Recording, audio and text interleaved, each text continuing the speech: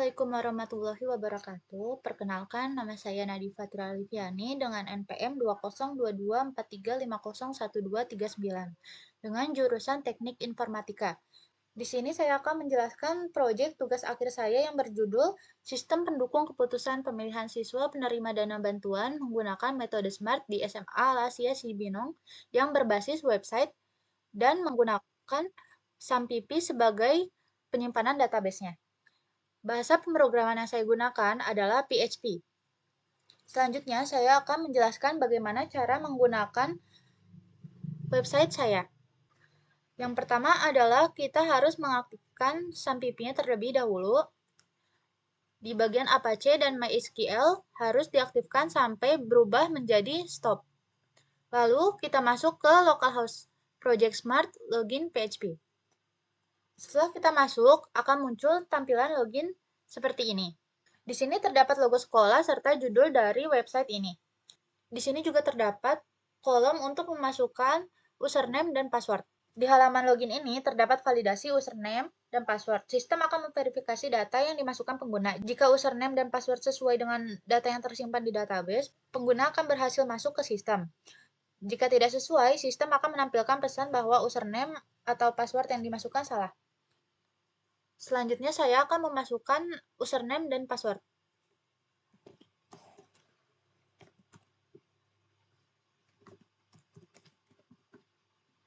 Setelah dimasukkan username dan password, lalu kita login ke sistem. Tampilan utama yang ditampilkan oleh sistem setelah masuk dari halaman login adalah halaman dashboard. Halaman ini menampilkan ringkasan informasi sistem seperti jumlah kriteria, jumlah alternatif yang akan dinilai, jumlah alternatif yang sudah dinilai, jumlah alternatif yang direkomendasikan dan tidak direkomendasikan. Selain itu, di sini juga terdapat grafik top 5 alternatif dengan nilai tertinggi serta diagram distribusi bobot setiap kriteria. Di bagian bawah, ditampilkan 5 alternatif dengan nilai tertinggi berdasarkan metode SMART. Di sebelah kanan juga terdapat panduan penggunaan aplikasi mulai dari menambah alternatif, menginput kriteria, melakukan penilaian hingga melihat hasil dan mencetak laporan. Dashboard ini membantu admin melihat kondisi sistem secara lebih cepat dan ringkas. Selanjutnya, kita akan masuk ke halaman data alternatif. Menu data alternatif digunakan untuk mengelola data calon penerima bantuan. Admin dapat menambahkan nama alternatif beserta keterangannya, kemudian menyimpan data ke dalam sistem. Pada tabel yang di sebelah kanan, ditampilkan seluruh alternatif yang telah tersimpan, lengkap dengan status penilaian serta tombol edit dan hapus apabila terdapat perubahan data. Di sini juga terdapat jumlah total alternatif yang sudah masuk ke dalam sistem, dan total alternatif yang sudah dinilai, dan total alternatif yang belum dinilai. Di sini saya akan mencoba memasukkan 2 alternatif baru.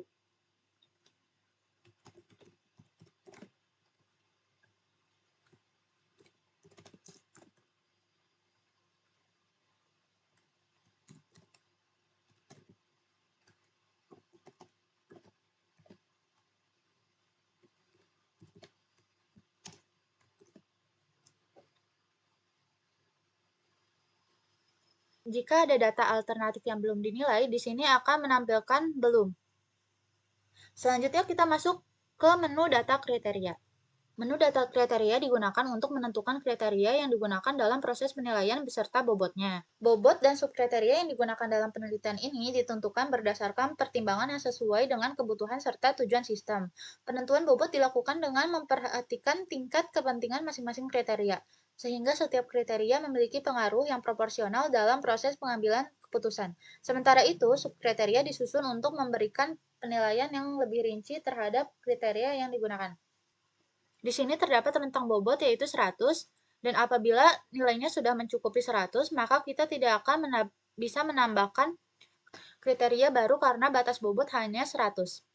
Sebelumnya saya sudah menambahkan beberapa kriteria, yaitu yang pertama ada C1 penghasilan orang tua dengan bobot 30 dengan 4 subkriteria yang ada. Yang kedua ada C2 status kepemilikan rumah dengan bobot 15% dengan subkriteria 4. Yang ketiga ada C3 jumlah tanggungan keluarga dengan bobot 20 atau 20%. dengan 4 subkriteria. Yang keempat ada C4 status yatim piatu dengan 4 subkriteria juga. Yang kelima ada status kepemilikan kartu Indonesia dengan 2 subkriteria. Selanjutnya kita masuk ke halaman input penilaian. Pada menu input penilaian, admin memberikan penilaian kepada setiap alternatif dengan memilih subkriteria yang sesuai dengan masing-masing kriteria. Di atas terdapat informasi jumlah alternatif yang sudah dan belum dinilai serta progres penilaian. Di sini saya menggunakan drop-down untuk masing-masing subkriteria untuk penilaiannya. Di sini juga terdapat progres penilaian. Apabila progres sudah mencapai 100%, di sini akan menampilkan 100%. Karena tadi saya menambahkan 2 data alternatif baru, maka di sini hanya 99%. Dan di sini juga terdapat informasi apabila data alternatif ada yang belum dinilai. Selanjutnya kita akan mencoba penilaiannya. Karena di sini ada 150, apabila kita cari satu-satu tuh akan memakan waktu yang lama. Jadi saya menyediakan tombol untuk langsung melihat data alternatif yang belum dinilai. Saya akan mencoba input penilaian.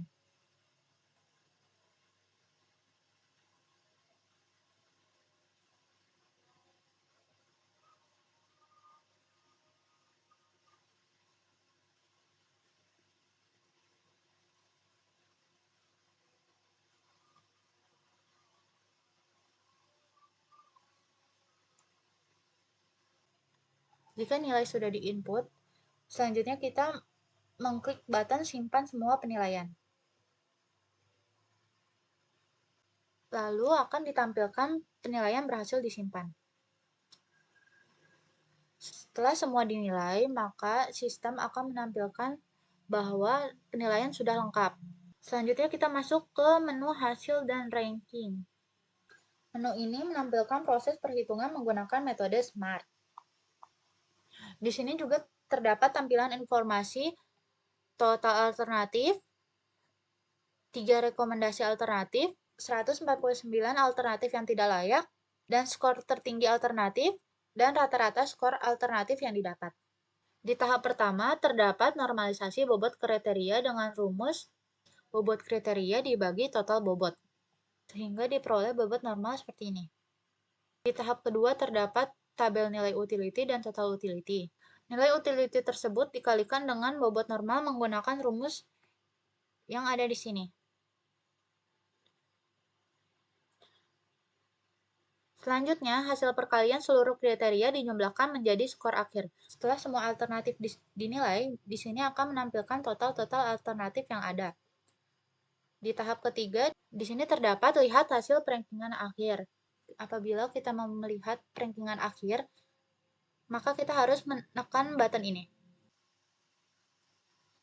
Di sini terdapat 3 data alternatif yang direkomendasikan dengan nilai. Yang pertama, Nadifa dengan nilai 100, yang kedua, Desi dengan nilai 85, yang ketiga, Dinda dengan nilai 78,33. Selanjutnya, di sini juga terdapat data dengan status tidak layak.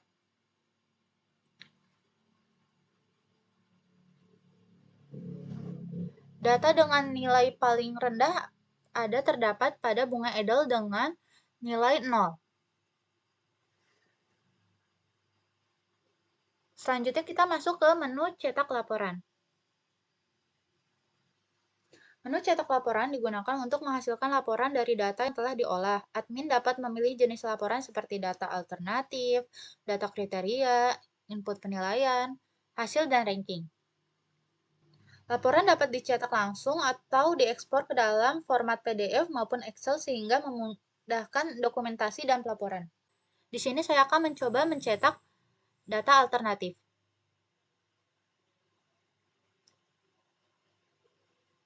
Hasilnya akan langsung tersimpan. Mari kita cek laporan data alternatifnya.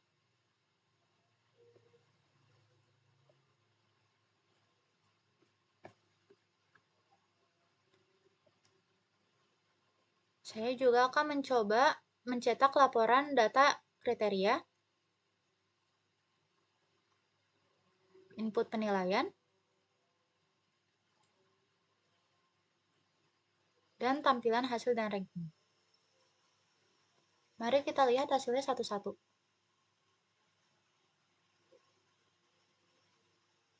Ini adalah tampilan laporan data kriterianya. Yang ketiga ada input penilaian.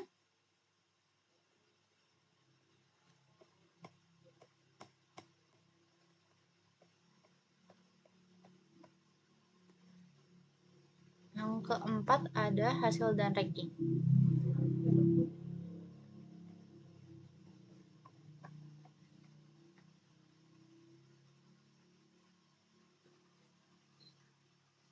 Apabila kita sudah selesai menggunakan aplikasinya, kita bisa logout dari sistemnya. Sekian penjelasan saya untuk website ini. Kurang lebihnya mohon maaf. Wassalamualaikum warahmatullahi wabarakatuh.